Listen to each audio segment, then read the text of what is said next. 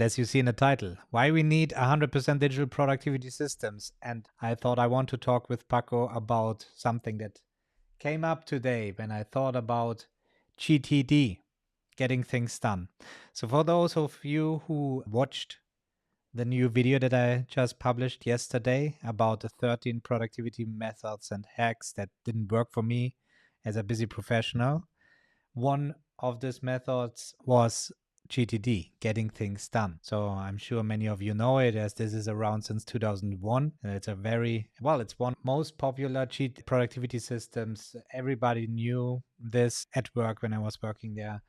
And it never worked for me. So I published this video talking briefly about GTD and why it didn't work for me. And I got a comment below the video mentioning that I should have gone deeper into details about why this didn't work and so on. So from my point of view, mentioning all the other 12 methods that promised something and didn't work for me was already saying the things that it wasn't providing. So there was already 12 other methods I had to add anyway. And I will make a follow-up video with 5 reasons that really, to me, was the reason not to use GTD. But something that stick to me, and I think that's something interesting to talk about today with you, Paco, is about paperless versus paper-based system.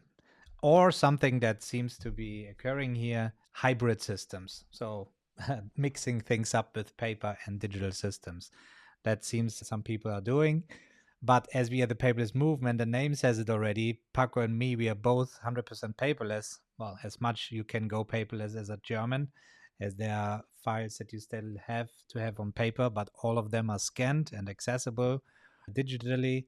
So using paper always provides friction to me. And related to GTD, why did I talk about GTD so much in the beginning? Well, GTD was created on paper. So it was on paper-based systems. When David Allen created GTD, this was made on paper. And later on, when tools like Todoist and Evernote appeared in 2007, 2008, then people tried to apply GTD to those digital systems. And actually, there is a consultant I knew very well, and she was doing a lot of Evernote courses, and there was a GTD course as well.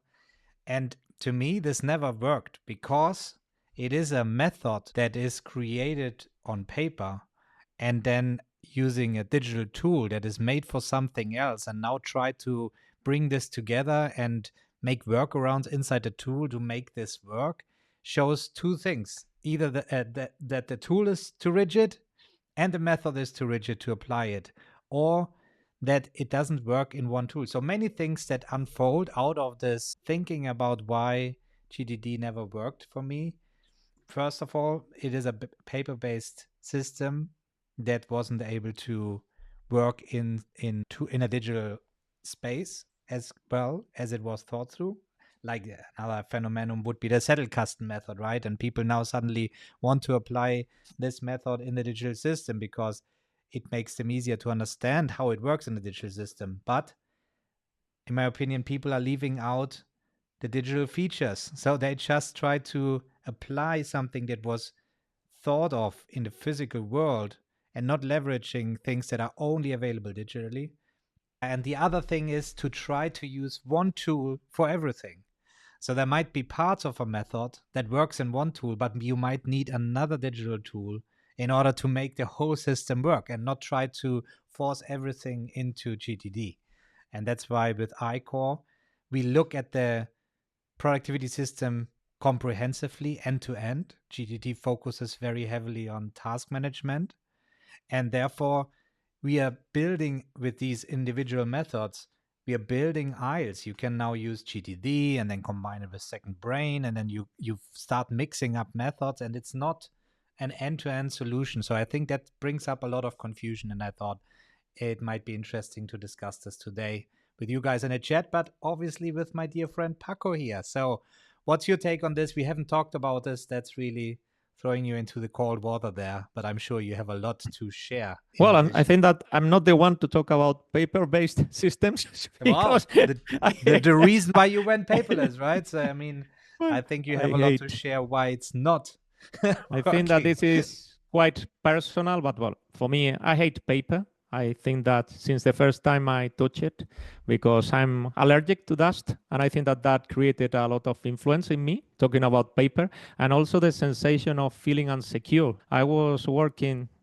looking at a screen pretty soon, and for me, it was comfortable to read on a screen that I know that something that people who are not used to that feel uncomfortable, and also write, okay? I started learning to type when I was 10 years old, so I'm a fast type writer, and I think that all that removes a lot of the friction of the people when they try to become 100% digital. No, I think that people like, for me, that sense, I'm not creative talking about drawing, for instance. For me, it's something that it never worked. I'm a disaster, okay, talking about drawing, and it's one of my biggest weaknesses, and I really hate not being able to draw correctly. But for me, when I try to solve a problem, well, I can draw boxes. That's why visual tools like Miro or Heptabase work perfectly, because for me, it's just a matter of bubbles, boxes, arrows, and with that, I got my brain working. And if I try to draw something on paper, for me, it's a disaster, okay? For me, it tells me nothing. And also that I don't feel that it's pragmatic for me, okay? I feel unsafe talking about that. I don't know when am I going to retrieve that and how. I have the feeling of losing it. That's why I love when everything started moving to the cloud.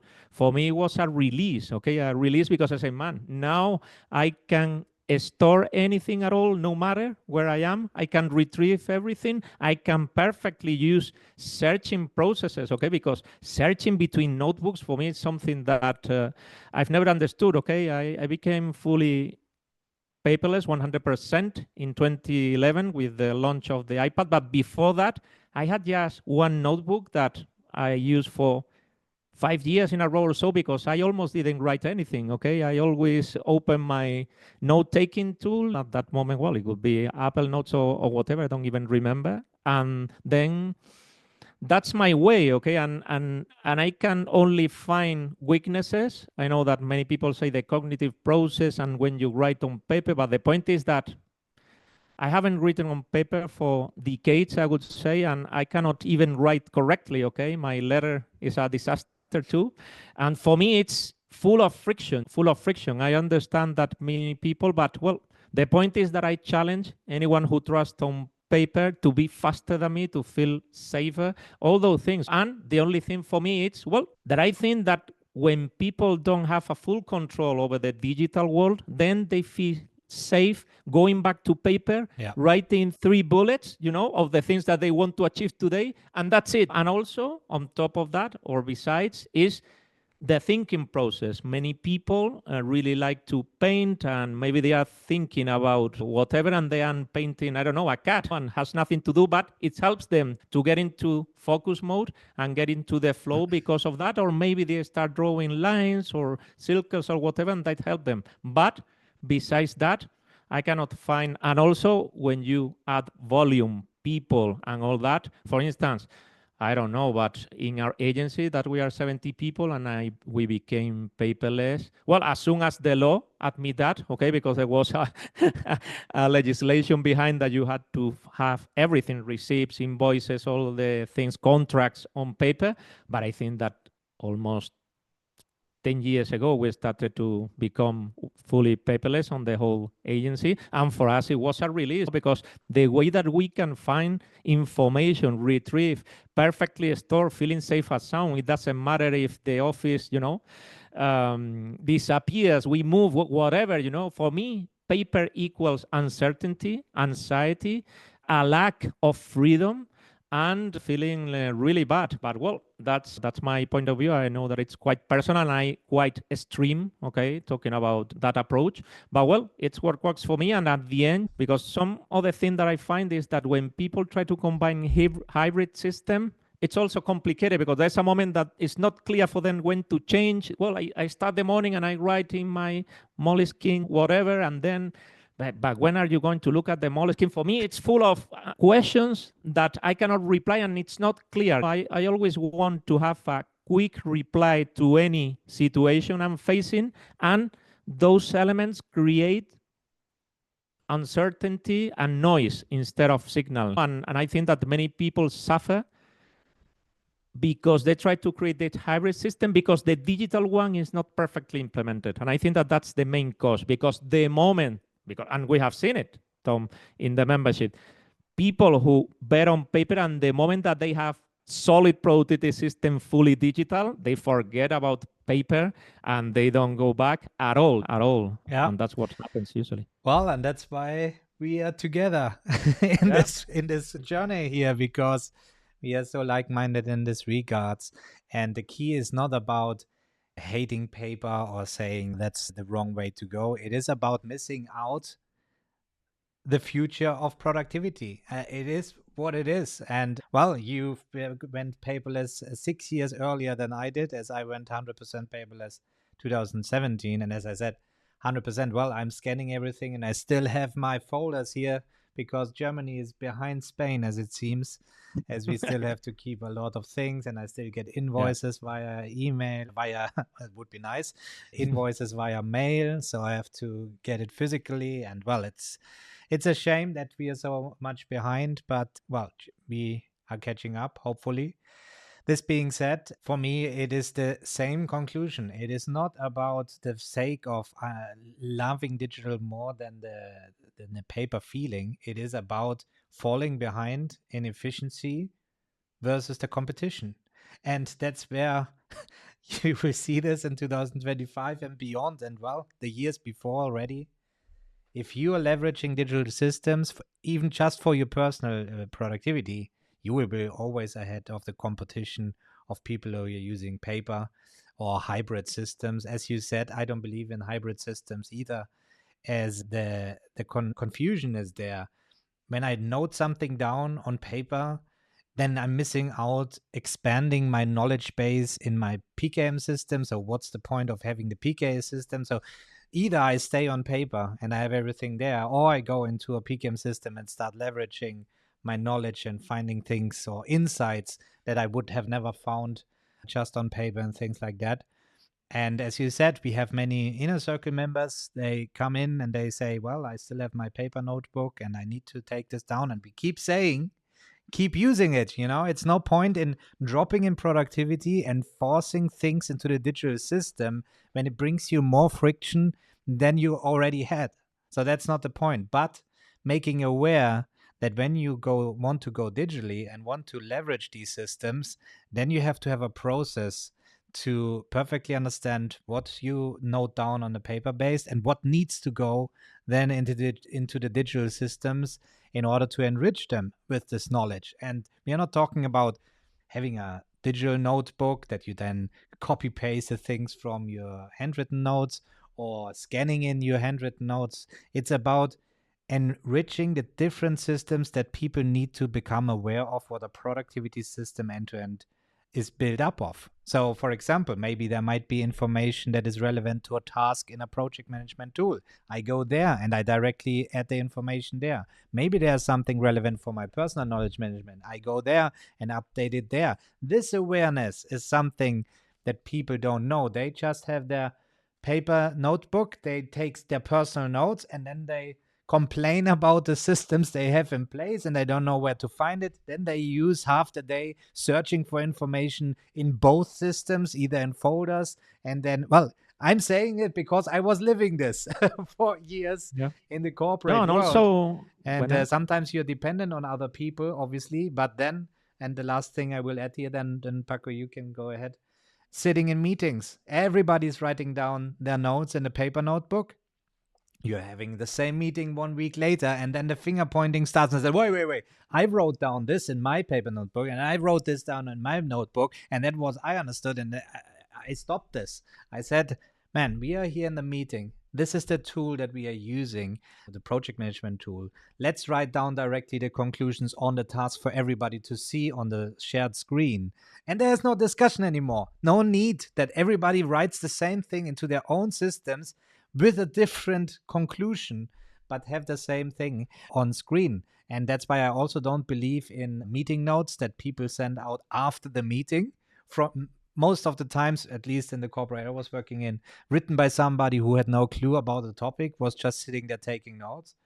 So sending out a conclusion where nobody can say, well, but this was meant differently, right? Because the meeting is already over. So now the back and forth via email begins, or another meeting is scheduled to clear things up. And then what a mess. And that's only because people think during the meeting we have no time to update the system and things like that. Well, if the system is not clear and you don't know where to go, that is one of the reasons. But then, even then, investing the time during the meeting to write this up will save so much hassles afterwards. And that's what people are not aware of. And well, now we're going a lot deeper into the things, but many things come out of this when you get rid of the physical world when it comes to knowledge knowledge management.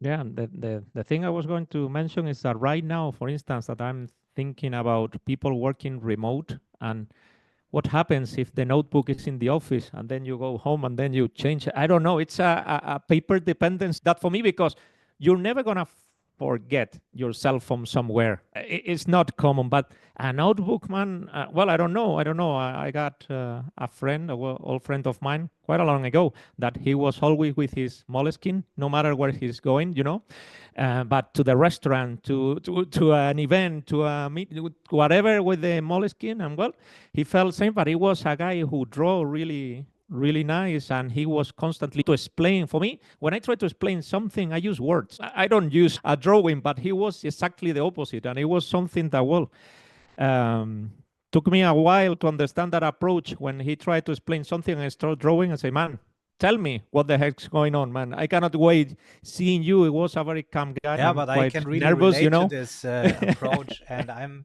also more the visual guy. So I want to rather look at a picture and immediately understand what this is all about instead of reading a long text. But this being said, as you mentioned already, this is where Miro is for. This is where whiteboarding tools are used, and that's where I can draw on my iPad and then use this piece of content in so many ways immediately and share it directly and make it accessible for other people. And I think this is important to understand. And I also want to mention, related to this, something that was a long time a reason for people to stay with paper notebooks, but also with the handwriting note taking apps. Well, one reason is that they say they are slower when they are typing than using handwriting. I can understand this, but Yeah. I'm also I'm a fast typer. So I'm much faster typing than I would ever be with handwriting. So luckily I also learned this with when I was 12 years old and around this age. But well, that's why I will always teach my kids. To me, this is so necessary that you are fast typer nowadays. This will be just the future. Well, now we have the audio transcription, things like that. Let's see how this evolves. Maybe at some point we don't need this anymore. But for now, it's still so important to save time. So if you really want to save time working in a environment where you use any type of computers, learn fast typing.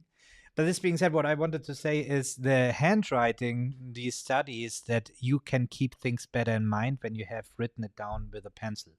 And I get this because you have this visual feedback that not every handwriting is the same, not every block looks the same. So compared to typed text, it's much easier to identify the position where you had a specific thought process when you go through your notebook. So that's why in the beginning for me as well, it was so much easier to go through the paper notebook and immediately know, there was this page where I scribbled this circle, as you said, right, during the meeting because I was bored out. And that gave me the context to get to this page and find what I was talking about.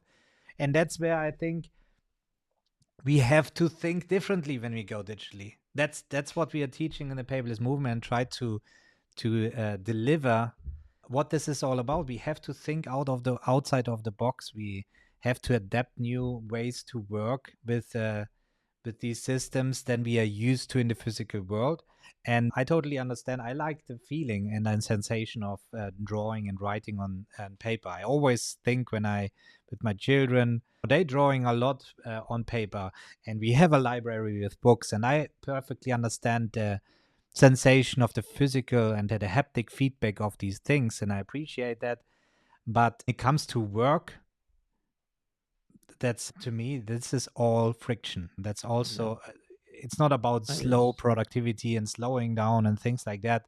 I can slow down in many other ways in order to get these sensations. I don't have to have a piece of paper. And that's where I then think, on the other hand, before I would get something like a remarkable, I would rather use a piece of paper, because this is something to me totally useless. Because the remarkable is now allowing me to have a good feeling of paper like, but then I cannot use this information at all anymore. Don't I see already in the comments? Yeah, you can share this and you can have handwriting to text conversion, which is actually extremely basic to do. And this is restrictive. So that's why I will always say, if you want to do this, then use an iPad, as it gives you the most opportunities, options to further leverage the information that you created digitally. But if you really want to have the sensation of paper for whatever reason, then use paper. That's it. No. And it's also not about for the environment, and going paperless does help the environment and all this. That's nonsense. It's much more environmental impactful to create these iPads and these things and the digital devices and batteries, and then creating paper out of wood. It is shown many, many times. So that's not the reason why we call us the paperless movement. It's all about the paperless efficiency and the awareness. Just a simple question: the difference between folders and tags. This is something that immediately, when a person understands this, that this is not something you can do in the physical world using tags. You can't do this.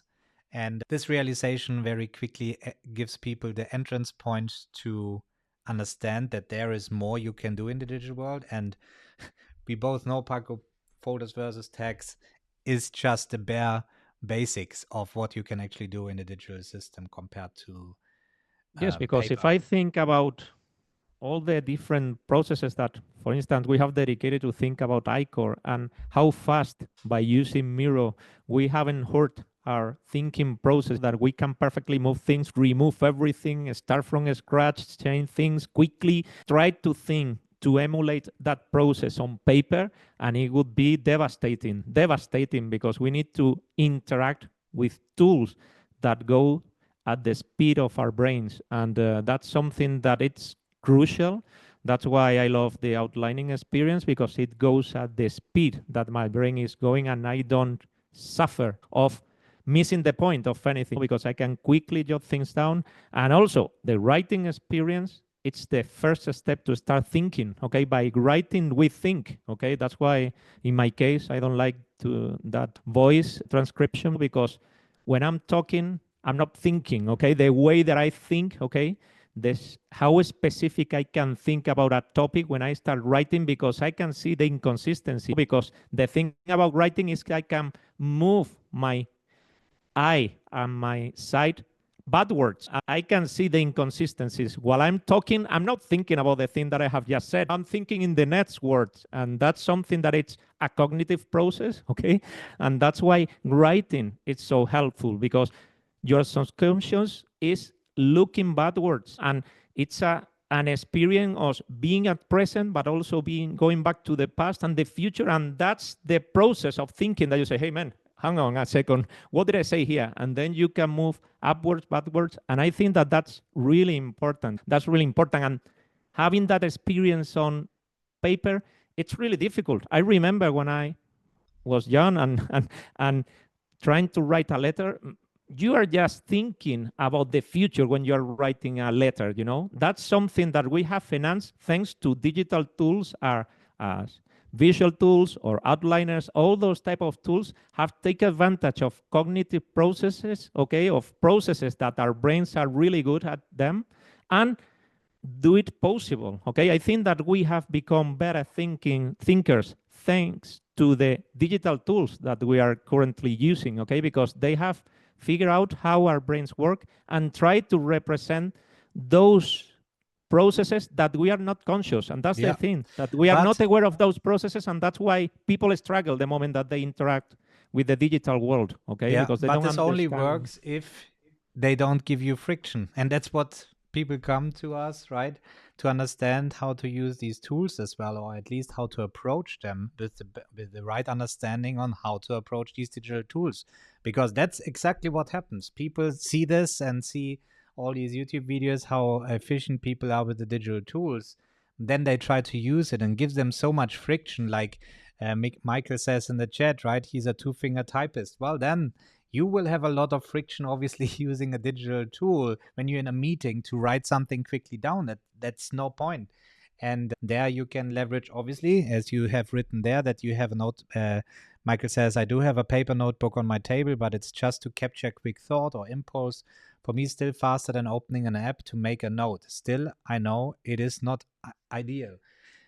It is perfect for your use case, right? And as that's what we said initially, as long you know what to do with this information that you captured there later on, and you can use it in other ways, then it's perfect for you to do this. There's no point in interrupting the meeting flow, and well, that's something that also never worked for me in these meetings where I tried to capture everything. To me, it's just individual words, very short sentences, bullet lists that I do when I'm in a meeting.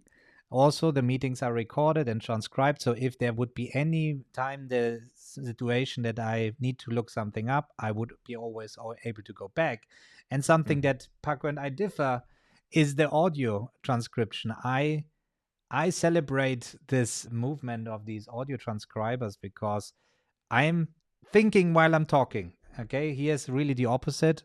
So I can talk for half an hour to ChatGPT and things like that. And while I'm talking, I come up with the next thing. That's what people call rumbling. And that's what I have to be careful not to do here, right? In the podcast and things That's the like that. technical term. The But technical the moment term. you see, the moment I talk about this, the other thing comes up in mind, and then talk about this and this. And that's where these audio transcription tools plus the AI is really powerful, in my opinion, because here I can talk and talk, and then I can extract what was really the important thing out of this. And then I go, for example, writing scripts for YouTube when I really want to talk about this. I'm going with my dog, walking with my dog, and suddenly I come up with an idea for a video. I start talking to ChatGPT, having a conversation back and forth about how this could look like. And this is the starting point then for the script. And then I use the script, move it to Heptabase. And in Heptabase, then I sit down and think about step by step, rewrite things. I no longer need to talk about this because now I need to give it the right structure. But as I'm writing a script, I will read this out on YouTube. So it needs to sound natural again. So the moment I start writing, it will never be as natural as I would have created a script by me talking, especially in my German accent and all these things. So that's where it becomes powerful also with adapting the tone of voice and all these things. So I think everything comes together, and less reasons to me not to go paperless are there nowadays, especially with AI. And let's face it, and that's what I will talk about in the other video as well. If you want to stay competitive, there will be always people leveraging digital systems also for their personal work, and they will always excel in what they do. Obviously, it depends on the type of work you do, but the moment you do knowledge management or you're a knowledge worker and you have to have a lot of information on mind and you want to be responsive and on top of everything, well, I saw it myself when I was paperless. That was a complete different game. I halved my time I needed for things to do, and others still needed that time. So it's insane. And that's what we are here for, to teach. And I'm sure there will be over the years more and more the difference between the paperless movement and other movements that we have out there that go the opposite direction. So we will stand our ground. And if you are with us, you're with us. You are free to use paper, obviously. It doesn't mean you have to ditch the paper. Never change a running system. Never change anything that floats your boat to get going. That's not what this is all about. It's all about Yeah. That's taking why advantage of what we you have available. That's why we even thought many times about changing the name of the company, okay, instead of paperless, because this goes far beyond. But I think that it's kind of nostalgia, okay, and it helps us understand the starting point of all this story, and it's a beautiful memory, and that's why we keep it. But the thing is that it goes far beyond just becoming paperless, because the point is, okay, I'm paperless, so now what? Yeah, and, now and the what? That's what the thing. and the what is what we have delivered. Okay, the reply to that question with a huge methodology that it's insane but pretty easy to digest for the people. Yeah. And to close this meeting today, to close this discussion today, I want to go through the chat to cover the things that we heard from Vincent here. He responded related to GTD. GTD is too structured, can easily lead to a list overload. Yeah, that's exactly also when I did the research. Many people complain about that. And paper can't easily be easily searched until you have a system that is in place to help you find what you need. Yeah, okay, so Correct. yeah, that's what we mentioned as well, right? Paper, and as you said, Paco, that's why people go back to paper, as they now can write down their task list and they know what to do on that day. And that's what you should do when you in a firefight, when you're fighting a fire. Then don't try to implement systems that you don't understand. I mean, that's the key. Not just copy paste what people tell you to implement, but you have to understand the system. Otherwise, it won't work for you. So Vincent also says it's not just about getting it done, but also about evolving how you do it each cycle. Why the ICOR methodology is much better. Full stop. I guess it means that's why. Yeah, Correct. that's what we would say as well. I think going through these different methods and making this video about this really made me realize the biggest takeaway from ICOR, and that's when I thought about ICOR for the first time, and then later when Paco joined, we doubled down on this as well. That ICOR had always the vision to describe a productivity system end to end. That's something that no matter the method I was checking out and trying to adapt, this was always just too narrow on a specific part of a productivity system. And either it focuses on knowledge management, or it focuses on task management, or it tries to do it all, but then lacks in one. And that's where we are so happy and proud that we were able to describe what our conclusions were over decades developing this, that it really describes the productivity system end to end and makes everything work together, right? Yeah. Okay. So one last thing is from Stephen. He mentions one of the issues I have run into is establishing an agreed upon single source of truth in groups and companies. And he's referring to when I said, let's take down the nodes directly on the relevant system. And yeah, it's sometimes not so easy, but it becomes easy the moment everybody sees the benefits. I keep repeating these stories about corporate where everybody was using different systems, but you can start by using for yourself a system and noting it down. And then when it works for yourself, then your team becomes interested why you're always on top of things. I mean, that's always the thing when you are responsive, when they can trust on what you said that you will deliver and things like that, then you're in a different position to say, well, it's because I'm using the system. So let's roll this out. And then there's always, that's what I call hybrid system, right? It's not between paper and digital, but using a project management tool for a specific area that ties into a bigger project management tool that a whole company uses just to enhance the efficiency for the team. That might be one way to go as well. But in the end, what I always learned, when people realize the time they save on a daily basis, they go paperless and they use the system. It the moment it's not giving you friction and work about work, and it is set up in the most simple way, but based on common sense, that the moment the person goes into the system, it's crystal clear how to use it. That's where everybody adapted the system.